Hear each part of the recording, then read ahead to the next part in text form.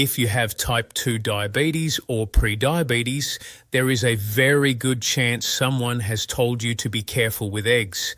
Maybe your doctor mentioned cholesterol, maybe you read something online, maybe you just quietly stopped eating them as often, not entirely sure why, but not wanting to take a risk. I want to spend the next 20 minutes fixing that, because the science on eggs and blood sugar, the actual current peer-reviewed science, tells a very different story from the one most people over 60 have been carrying around for the last 2 decades.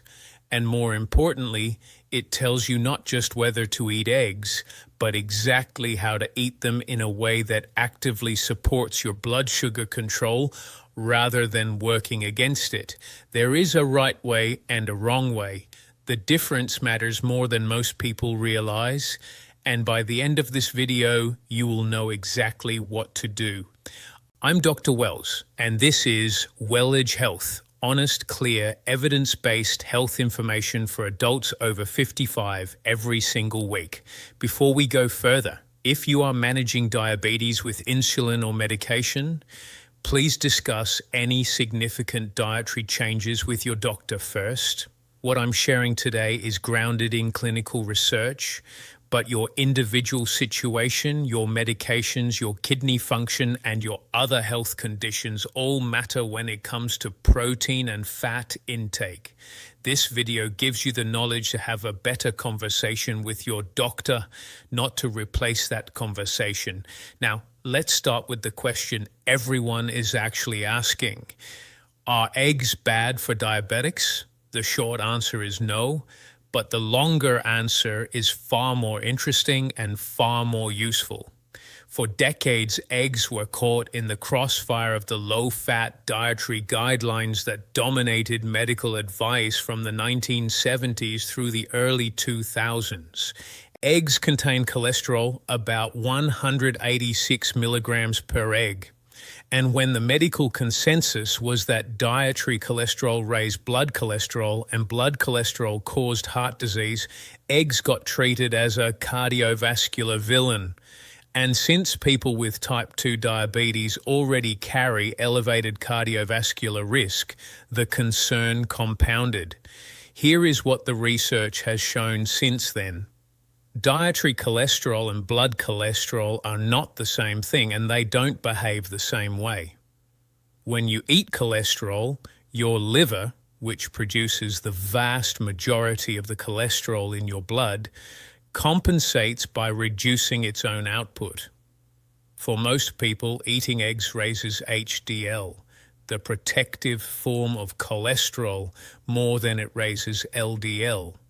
And the type of LDL particles that eggs tend to raise are the large buoyant kind, which are associated with significantly lower cardiovascular risk than the small, dense LDL particles that are actually dangerous. In 2020, the Dietary Guidelines Advisory Committee, the scientific body that shapes American dietary policy, quietly removed the numerical limit on dietary cholesterol that had been in place for decades, specifically because the evidence no longer supported it. What does the research say specifically about people with diabetes? A study published in the American Journal of Clinical Nutrition tracking adults with type 2 diabetes who consumed up to 12 eggs per week for 3 months found no significant adverse changes in cardiovascular risk markers, including total cholesterol, LDL, triglycerides, blood pressure, or blood sugar, compared to a low egg control group. Both groups actually showed improvements in other metabolic markers over the study period. A separate study published in the journal Nutrients found that a diet higher in eggs improved satiety, the feeling of fullness, reduced overall caloric intake, and improved blood sugar patterns in adults with type 2 diabetes compared to a matched lower protein diet. The egg group ate more, but because protein is so satiating, ended up consuming fewer total calories without trying to restrict. and a 2019 randomized controlled trial published in Clinical Nutrition found that eating 2 eggs for breakfast, specifically breakfast, significantly reduced post-breakfast and post-lunch blood glucose levels in adults with type 2 diabetes compared to a high-carbohydrate breakfast. The effect on lunch was particularly striking because how you start your blood sugar in the morning influences your glucose response to every meal that follows. Researchers call this the second meal effect, and we'll come back to it because it's one of the most important concepts in practical diabetes management. So eggs themselves are not the problem, but the way most people eat eggs absolutely can be. Let me walk you through the specific factors that determine whether your egg meal supports your blood sugar or works against it. The first factor is cooking method, and this is where the biggest mistakes happen. A boiled egg and a fried egg contain the same nutrients, but what surrounds that egg, what you cook it in, what you cook it with, changes the metabolic picture entirely. Frying eggs in refined vegetable oils, corn oil, sunflower oil, generic vegetable oil, adds a significant load of omega-6 fatty acids that promote inflammation. Chronic inflammation is one of the primary drivers of insulin resistance. Every time your cells are inflamed, they become less responsive to insulin signal. So frying eggs in these oils adds a second problem on top of whatever the egg's cooking method itself contributes. Frying eggs in butter or extra virgin olive oil is a meaningfully different situation. Butter is primarily saturated fat, which recent research has largely cleared of the cardiovascular accusations made against it in the low-fat era. Extra virgin olive oil contains oleic acid and polyphenols that have documented anti-inflammatory and insulin-sensitizing effects. Multiple studies have shown that replacing refined vegetable oils with olive oil improves insulin sensitivity and reduces post-meal glucose responses in adults with type 2 diabetes. Boiled, poached, or soft scrambled eggs made without added fat or with a small amount of olive oil or butter have the cleanest metabolic profile. They deliver protein, fat, and micronutrients without the oxidized fats and inflammatory compounds that high heat frying with poor quality oils introduces. If you are used to frying eggs every morning in vegetable oil, switching to poached or boiled eggs, or switching your cooking fat to extra virgin olive oil is a simple change that can measurably affect your blood sugar patterns within a few weeks. The second factor is what you eat your eggs with. This is where most people make a mistake that completely cancels out the blood sugar benefit of choosing eggs in the first place. Eggs paired with white toast, white bread, a large glass of orange juice, and a bowl of sweetened cereal, which is how eggs are eaten at millions of breakfast tables every morning, produces a very different blood sugar response than eggs alone or eggs with low glycemic companions. Here's the mechanism. Eggs on their own have a glycemic index of essentially 0. They contain no carbohydrates. They do not raise blood sugar directly, but when you eat eggs alongside high glycemic carbohydrates, white bread, orange juice, sweetened items, the protein and fat in the eggs do slow the glucose absorption from those carbohydrates somewhat. They don't eliminate the spike, they soften it. The much more powerful strategy is to pair eggs with foods that actively support blood sugar stability rather than challenge it. Eggs with non-starchy vegetables, spinach, tomatoes, peppers, mushrooms, avocado, produce a minimal glycemic response and keep you full for 3 to 4 hours. Eggs with a small amount of high-fiber carbohydrates, a single slice of whole grain bread, half a cup of oatmeal made with rolled oats, a handful of berries produce a much smoother, more controlled blood sugar curve than eggs with refined carbohydrates. The combination to actively avoid is eggs with anything that has a high glycemic load: white toast, hash browns, pancakes, sweetened juice, or sweetened coffee drinks. These combinations send your blood sugar up sharply, and the protein in the eggs, while helpful, is not enough to neutralize a large glycemic load on its own.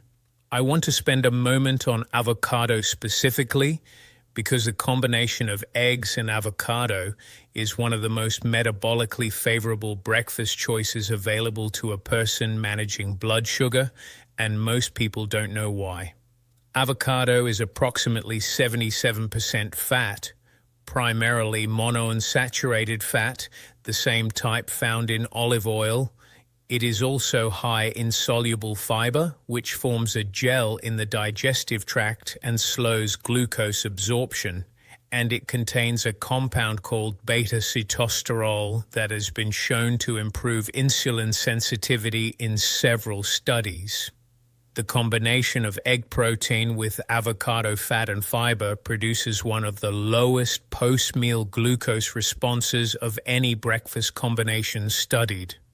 It also provides exceptional satiety. Most people who eat 2 eggs with half an avocado are not hungry again for 4 to 5 hours, which means they're less likely to reach for a high glycemic snack mid-morning. The third factor is timing, specifically when during the day you eat your eggs.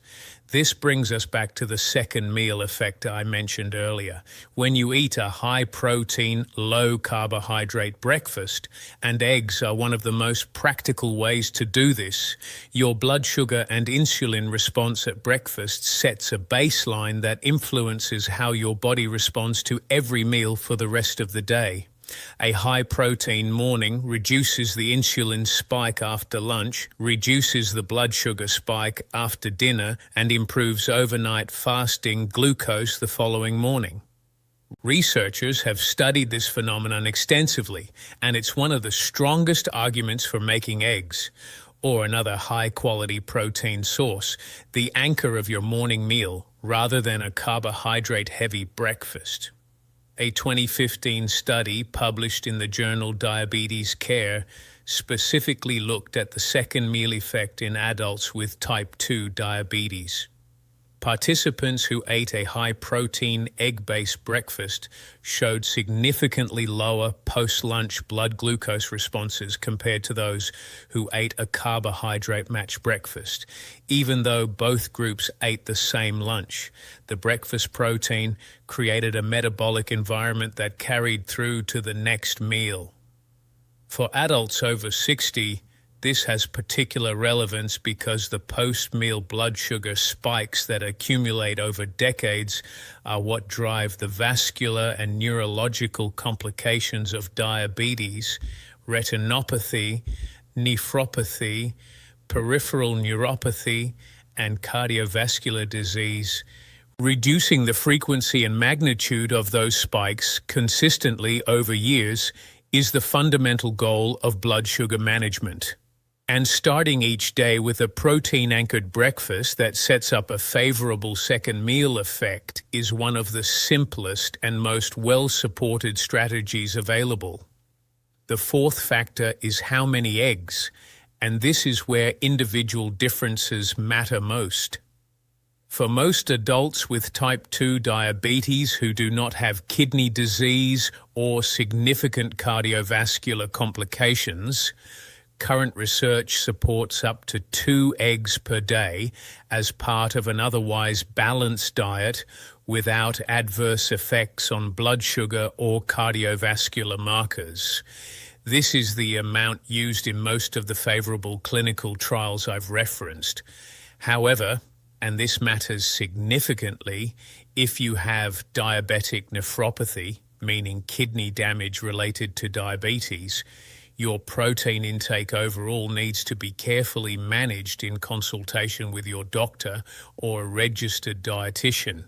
Excess protein can accelerate kidney decline in people with existing kidney disease. Eggs are an excellent protein source, but protein is protein, and kidneys that are already compromised need the total daily protein load to be calibrated carefully.